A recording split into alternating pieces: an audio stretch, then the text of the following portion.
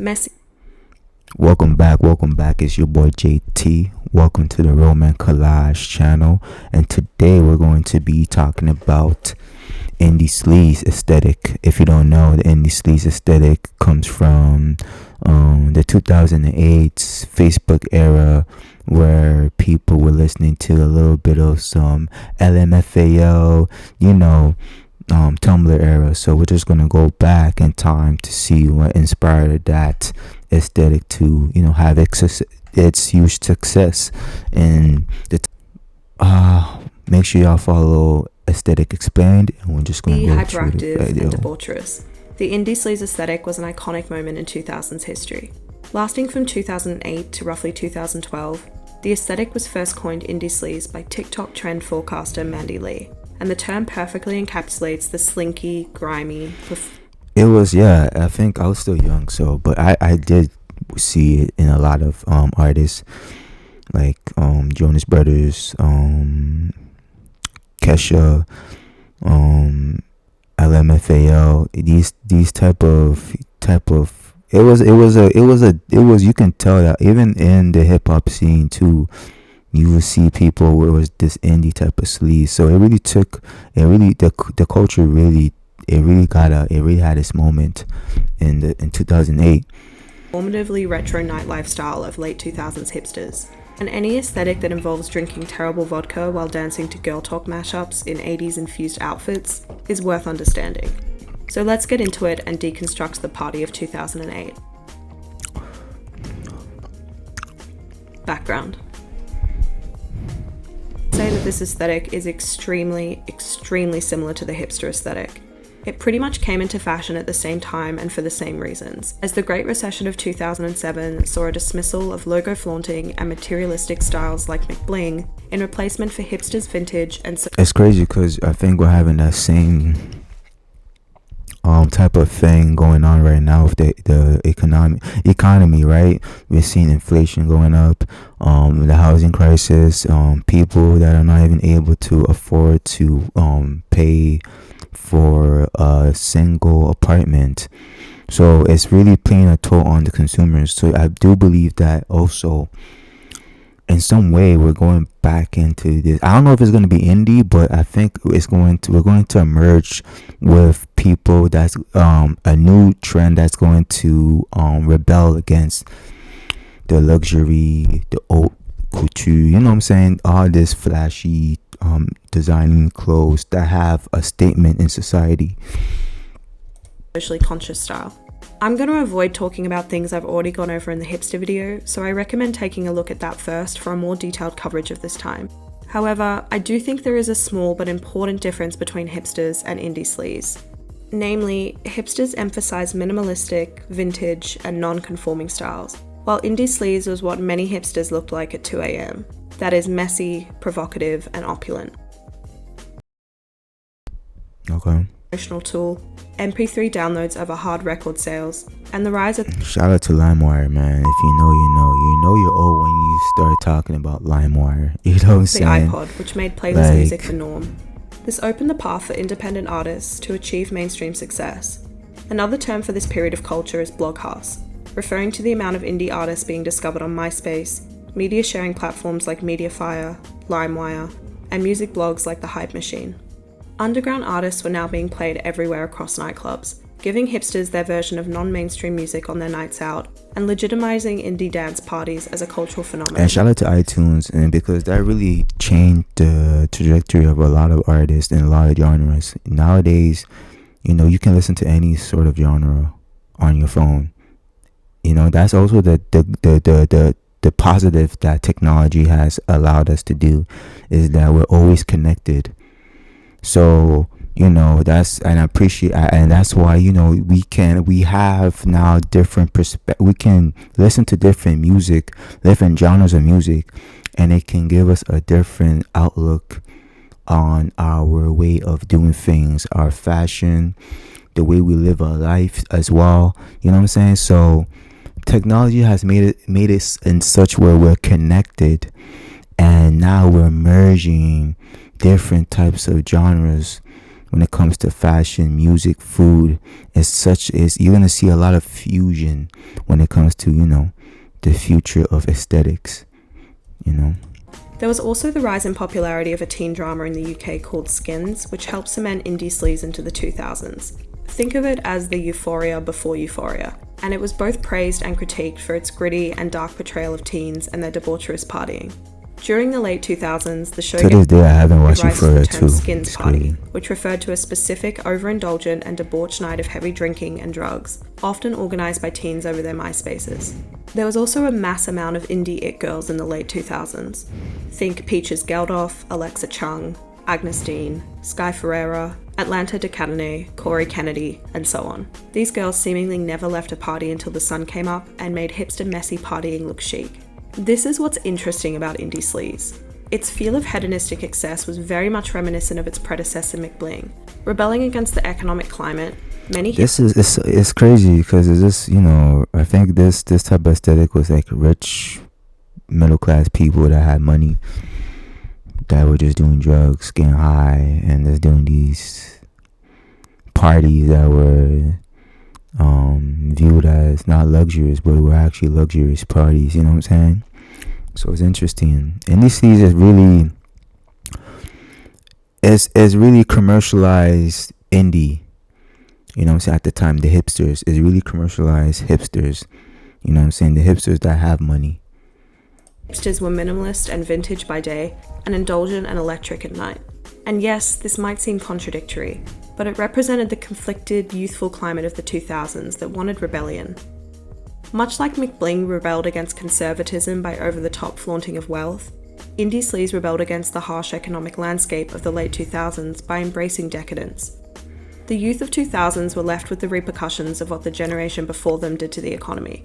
So they said F that, grabbed their cigarettes, cheap vodka, digital cameras, and leather jackets, and made their way. And I think and nowadays we're in a perfect time because the economy is actually even more fucked up, right? But I think it's different now.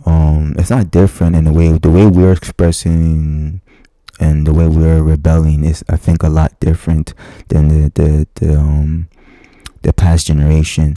And I'm still saying this because I still believe we haven't still reached our peak in our culture of what aesthetic, what movement our generation is going to be known for. But I feel like we're getting there, to be honest. To the underground warehouse party waiting for them.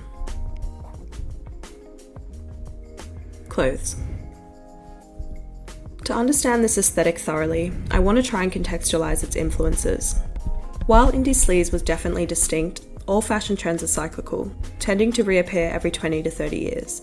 Therefore, while McBling took most of its influences from 70s disco, indie sleaze was all about the 80s. In the late 80s, following the emergence of rave culture, electronic dance music achieved mainstream popularity in Europe and some areas of the USA, such as Miami. It's kind of interesting when you go back in time and actually see the parallels between generations to generation, and how it's just a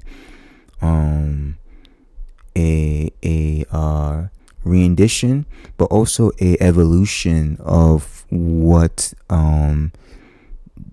they're doing and what they're wearing. Because, like she said, clothes trends come every 20 years, right? They just remodeled it just evolves.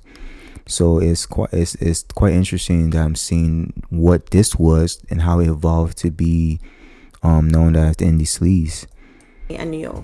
The bold music went well with 80s maximalist aesthetics that included things like bright neon colors, shiny fabrics, big makeup, big hair, and anything over the top.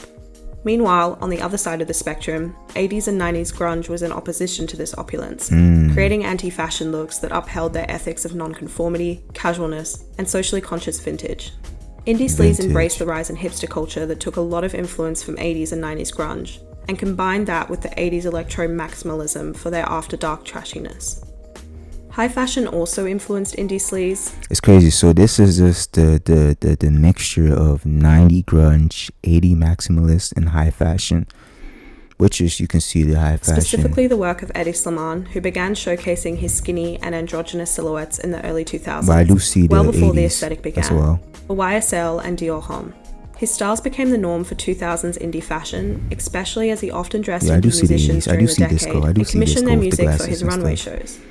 Now, Very as we interesting. get into specific items, I covered a lot of them in the hipster video.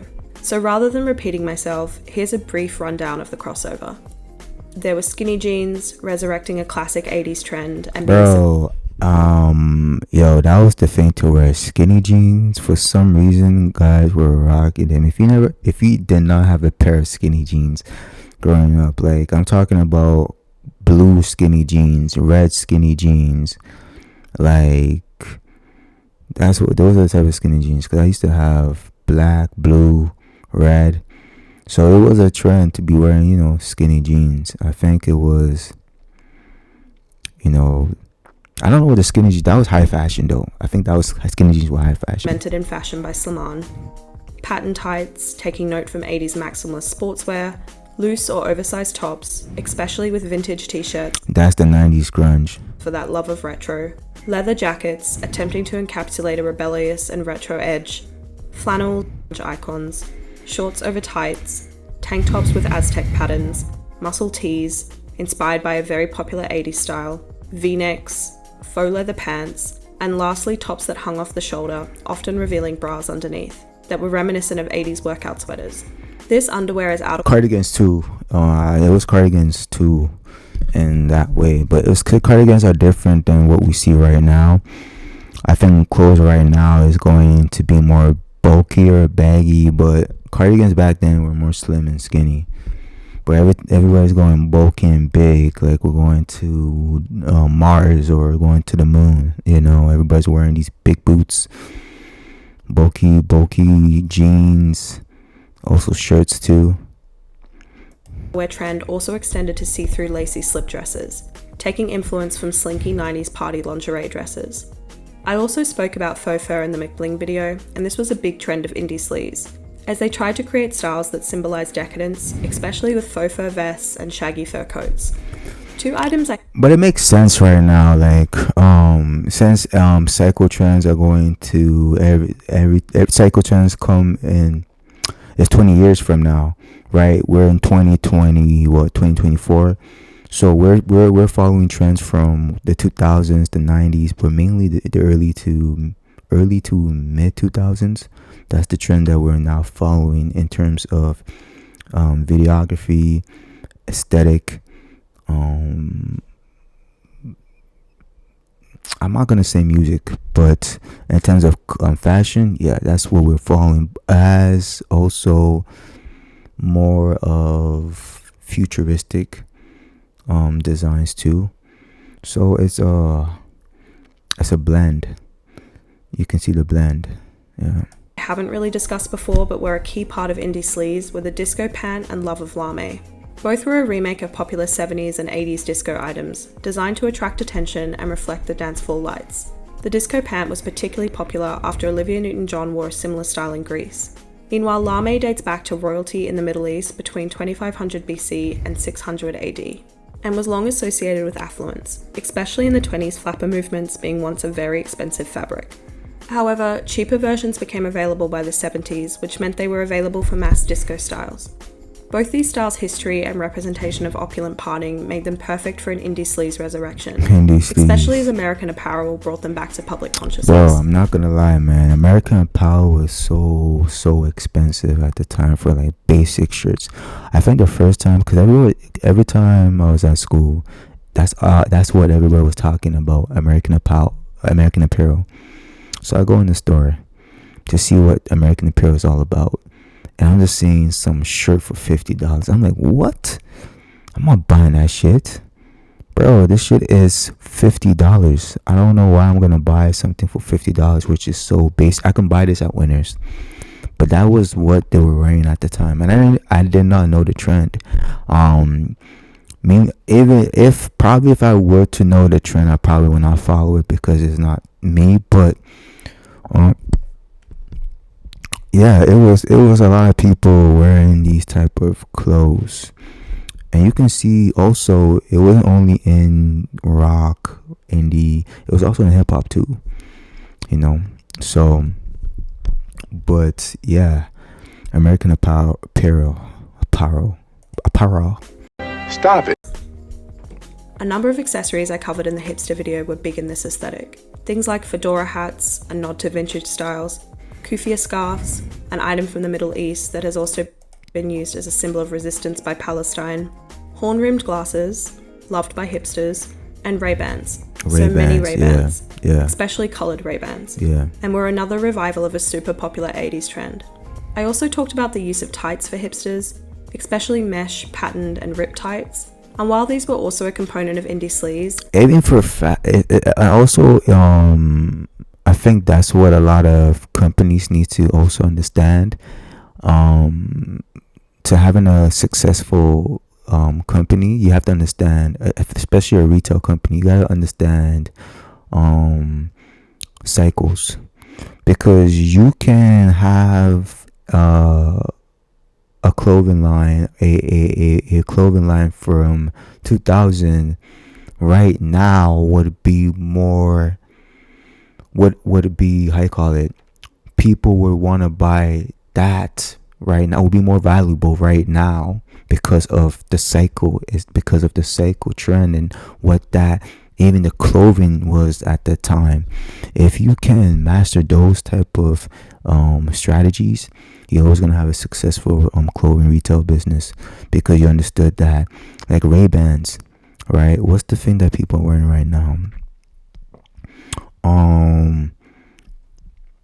Let's say for shoes, Adidas Sambas right now will be so expensive, especially the early 2000s, because that model is nostalgic, right? So bringing back nostalgic clothing back to for today's age is always important, because people will spend a lot for that.